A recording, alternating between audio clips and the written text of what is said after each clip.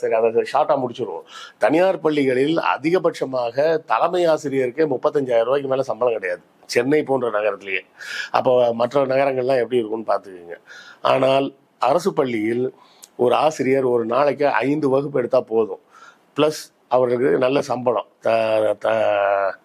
தலைமை ஆசிரியருக்கெல்லாம் பார்த்தீங்கன்னா கிட்டத்தட்ட 1,4 லட்சம் ரூபாய்க்கு மேலாம் சம்பளம் கொடுக்கக்கூடிய அந்த சீனியாரிட்டிலாம் இருக்குது. அப்போது ஒரு மாணவனுக்கு பாடம் சொல்லிக் கொடுக்க வேண்டிய ஆசிரியருக்கு ஒரு நல்ல போதுமான சம்பளம் இல்லை என்றால் அவர் எப்படி கான்சென்ட்ரேட் பண்ணி பாடம் நடத்துவாங்க? அப்போ கடனைனா தான் நடத்துவாங்க. சரி, அது ஒரு புறம் இருக்கட்டும். மக்கள் மத்தியில் தனியார் பள்ளினா தரம் உயர்ந்தது அப்படின்னு ஒரு நினப்பு இருக்குது.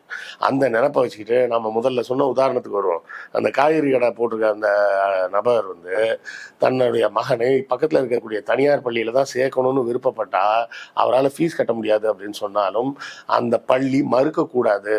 குறைஞ்சது ஒரு 15% இடத்தை இதுபோல் ஆர்டிஇ கீழே வரக்கூடிய இடங்களாக ஒதுக்கி வைக்கணும். அந்த இடத்துல அந்த ஃபீஸ் கட்ட முடியாத மாணவர்களையும் சேர்த்துக்கணும். எத்தனை பேரை அது போல் சேர்த்துருக்கோன்னு நீங்கள் அரசாங்கத்துக்கு தகவல் கொடுத்தா அரசாங்கம் ஃபிக்ஸ் பண்ணியிருக்கிற அந்த டியூஷன் ஃபீஸை கவர்மெண்ட் அந்த ஸ்கூலுக்கு கொடுத்துரும்.